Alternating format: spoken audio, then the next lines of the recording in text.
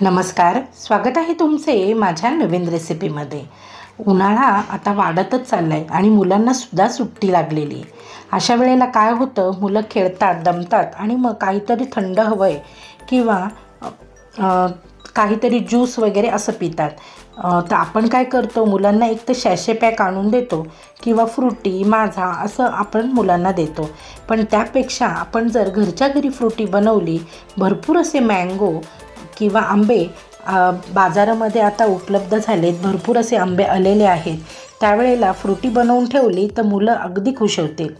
तर त्यासाठी आपण काय केलेलं आहे, एक कच्ची कैरी घेतलेली आहे आणि 2 आंबे घेतलेले आहेत। तर कच्च्या कैरीचं आपण व्यवस्थित असं स्वच्छ धुवून घ्यायची, त्याचे साल काढून घ्यायची, नंतर कोय काढून घ्यायची आणि ह्याचे बारीक असे तुकडे करून घ्यायचे। हे बघा, आता आपण ह्याचे तुकडे करून घ्यायचे। त्याआधी आपण व्यवस्थित त्याची साल काढून घेऊया। हे बघा, तशा पद्धतीने मी ह्याचे साल काढून घेते आणि मग नंतर याचे बारीक तुकडे करून घेणार आहे। तर आता आपण आंबेसुद्धा अशा पद्धतीने कट करून त्याचा पल्प काढून घ्यायचा आहे। आंब्यातला जो पल्प आहे तो आपल्याला काढून घ्यायचा आहे आणि साल फेकून द्यायची आहे। तर अशा पद्धतीने मी पूर्ण आंब्यातला गर जो आहे तो काढून घेते। हे बघा,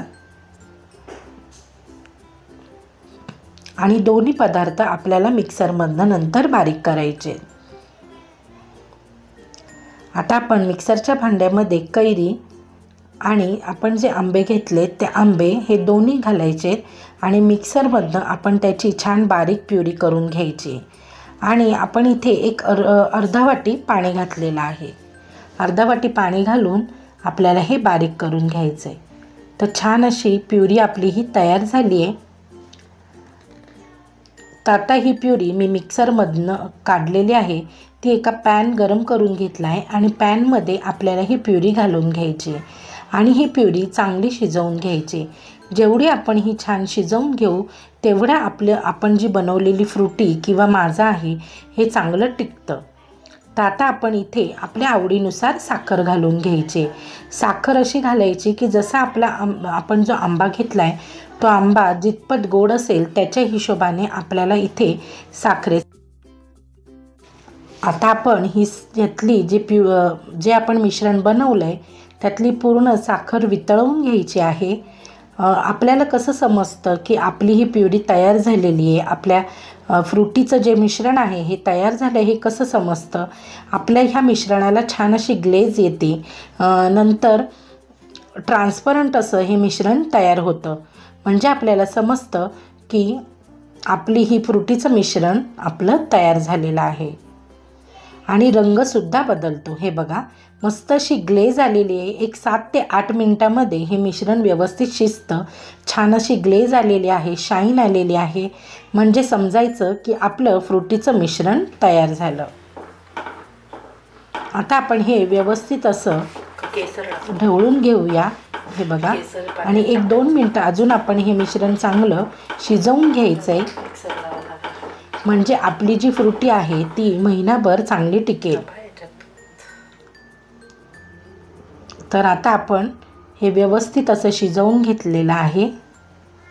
ही फ्रुटी तुम्ही अगदी मस्त फ्रीजमध्ये 1 महिनाभर टिकवू शकता। फक्त चांगलं व्यवस्थित बाटलीमध्ये भरून ठेवायचं। आता हे मिश्रण आपण एका गाळणीमध्ये काढून घ्यायचं आहे, म्हणजे त्याच्यामध्ये जर काही आंब्यातले धागे वगैरे असतील तर ते सगळं निघून जातं आणि काही कण वगैरे राहिले असतील तर ते सुद्धा निघून जातात। तर अशा पद्धतीने मी ही पूर्ण फ्रुटीचं मिश्रण चांगलं गाळून घेतलेलं आहे। जर तुम्हाला हवं असेल की आंब्याला रंग नसेल तर काय करायचं, थोडंसं आपण इथे मँगो इमल्शनचा वापर करू शकतो। अगदी 2-3 थेंब तुम्ही इथे मँगो इमल्शन वापरू शकता, म्हणजे या फ्रुटीला छान रंग तर येईलच, शिवाय ह्याला छान अशी टेस्टसुद्धा येईल। कारण इमल्शनमध्ये चव आणि रंग हे दोन्हीसुद्धा असतात, म्हणजे फ्लेवरसुद्धा असतो आंब्याचा आणि रंगसुद्धा असतो।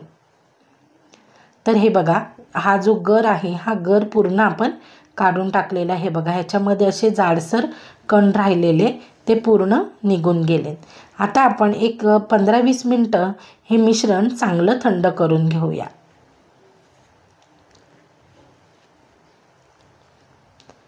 हे मिश्रण चांगलं रूम टेम्परेचरवर येईपर्यंत वाट बघायची. आता आपण इथे 1 ते 1.5 ग्लास पाणी घालणार आहोत, म्हणजे त्याची पूर्ण व्यवस्थित अशी फ्रुटी किंवा माझ्यासारखी कन्सिस्टन्सी तयार होते. तुम्हाला जर माझ्या रेसिपी आवडत असतील तर माझ्या चॅनलला लाईक, शेअर, सबस्क्राईब करायला विसरू नका. बेल आयकॉन दाबायला विसरू नका, म्हणजे मी अपलोड केलेल्या रेसिपीचे नोटिफिकेशन तुम्हाला मिळेल.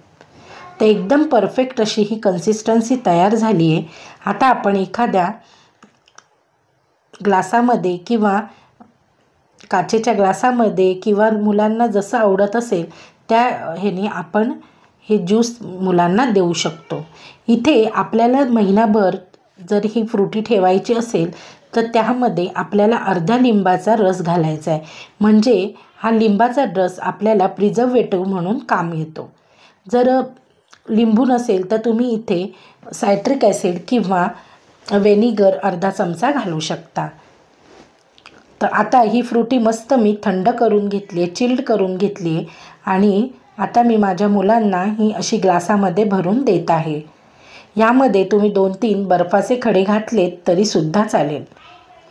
तर आता आपण इथे 2-3 बर्फाचे खडे घालूया आणि मुलांना ही फ्रुटी मी सर्व करणार आहे. तर इथे मी 2-3 बर्फाचे तुकडे घातलेले आहे मस्त. आणि अगदी आपण जशी टेट्रा पाऊच आणतो किंवा फ्रुटी आणतो त्याचप्रमाणे ही फ्रुटी तयार होते. अगदी टेस्ट तशीच लागते. तर तुम्हीसुद्धा अशा पद्धतीने फ्रुटी बनवून पहा आणि मला कमेंटमध्ये नक्की सांगा. चला तर मग आता आपण पुन्हा भेटूया आपल्या पुढच्या व्हिडिओमध्ये. Bye bye.